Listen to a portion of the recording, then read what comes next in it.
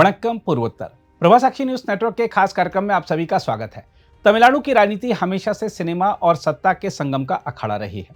अन्ना द्रमुक और द्रमुक जैसे दिग्गज दलों के बीच दशकों से चले आ रहे वैचारिक संघर्ष के बीच अब एक नया किरदार उभरा है, थलपति विजय।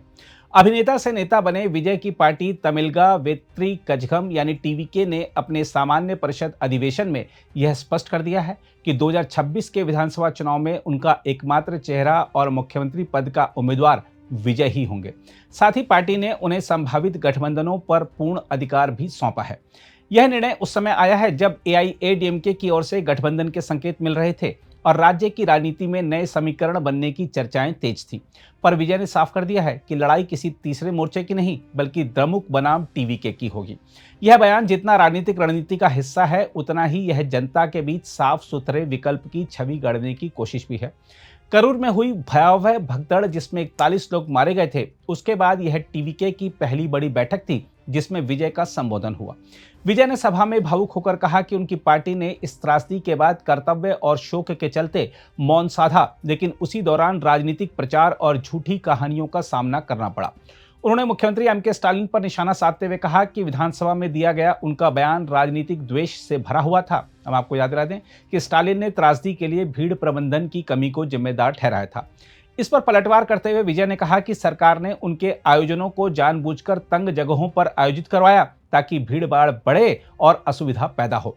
यह आरोप केवल प्रशासनिक नहीं बल्कि नीतिगत विश्वासघात का संकेत था, जहां विपक्षी दल को समान अवसर तक न मिले।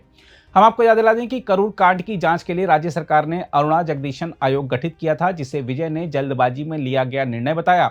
सुप्रीम कोर्ट द्वारा मामले को सीबीआई को सौंपने और आयोग को निलंबित करने के बाद विजय को यह अवसर मिल गया कि वह इसे राज्य सरकार की असफलता के रूप में पेश करें। यह रणनीतिक रूप से सटीक चाल है, जन भावना के स्तर पर यह दिखाने के लिए कि न्याय केवल केंद्र से मिलेगा, राज्य से नहीं। विजय ने यह भी आरोप लगाया कि सरकारी प्रेस कॉन्फ्रेंसें जांच को प्रभावित करने के उद्देश्य से आयोजित की गईं। उनका यह कथन न केवल प्रशासनिक निष्पक्षता पर सवाल उठाता है बल्कि तमिल राजनीति के उस पुराने पैटर्न को भी सामने लाता है जहां सत्ता पक्ष हर संकट को विपक्ष की साजिश और विपक्ष हर कार्रवाई को राजनीतिक बदले की संज्ञा देता है। देखा जाए तो विजय का यह भाषण केवल बचाव भर नहीं था, वह 2026 के चुनाव अभियान की औपचारिक शुरुआत थी। उन्होंने अपने राजनीतिक प्रतिद्वंदी को सीधे सीधे चुनौती दी, यह कहते हुए कि तमिलनाडु की जनता अब द्रमुक की राजनीति से ऊब चुकी है और 2026 में उसे जवाब देगी। इस बयान में करुणानिधि युग से चले आ रहे द्रमुक के राजनीतिक एकाधिकार को तोड़ने की आकांक्षा झलकती है, लेकिन विजय की सबसे बड़ी ताकत उनका जन संवेदना से जुड़ाव और गैर राजनीतिक छवि है। करूर त्रासदी के बाद उन्होंने राजनीतिक रैलियों से दूरी बनाई, पीड़ित परिवारों से मुलाकात की और खुद को संवेदनशील और जिम्मेदार नेता के रूप में पेश किया।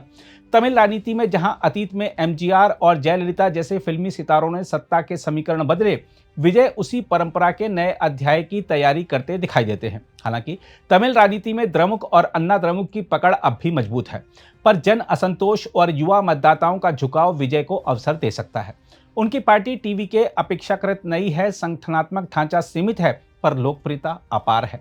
यदि वह अपनी छवि को भ्रष्टाचार और परिवारवाद विरोधी विकल्प के रूप में बनाए रख पाते हैं तो 2026 के चुनाव में वह निर्णायक भूमिका निभा सकते हैं, चाहे सत्ता में आए या किसी गठबंधन का रुख तय करें। लेकिन यह भी सच है कि विजय के सामने चुनौतियां कम नहीं हैं। राजनीति केवल भावनाओं की नहीं, संगठन और रणनीति की भी होती है। अभी तक टीवीके का कैडर स्तर पर कोई ठोस ढांचा नहीं दिखता। दूसरी ओर द्रमुक के पास गहरी जड़ें हैं, अनुभवी नेतृत्व है और प्रशासनिक तंत्र का अनुभव भी है। बहरहाल तमिल राजनीति एक बार फिर संक्रमण के दौर में है। द्रमुक की सत्ता और बीजेपी अन्ना द्रमुक की संभावित एकता के बीच विजय का उभार एक नई राजनीतिक भाषा की शुरुआत है, जहां फिल्मी करिश्मा और जन वेदना का मेल सत्ता की कुंजी बन सकता है। विजय का संदेश स्पष्ट है, वह खुद को न सिर्फ एक अभिनेता बल्कि जनता की आवाज के रूप में स्थापित करना चाहते हैं। करूर जैसी त्रासदी के बाद भी यदि वह जन समर्थन बनाए रखते हैं तो यह संकेत है कि तमिलनाडु की जनता अब राजनीतिक वंशवाद से परे एक नए नेतृत्व की तलाश में है। 2026 के चुनाव में यह संघर्ष केवल दो दलों के बीच नहीं होगा, यह भावना बनाम अनुभव, जनता बनाम व्यवस्था और विश्वसनीयता बनाम परंपरा की लड़ाई भी होगी। विजय ने पहला कदम बढ़ा दिया है, अब देखना यह है कि क्या तमिल राजनीति इस नई पटकथा को स्वीकार करती है या फिर पुराने कलाकार ही मंच संभाले रहते हैं। अगर आप भी लेना चाहते हैं देश दुनिया की तमाम जानकारी तो आज ही सब्सक्राइब करें हमारे चैनल को। साथ ही नीचे दिए बेल आइकन को जरूर दबाएं ताकि हर अपडेट आप तक पहुंच सके।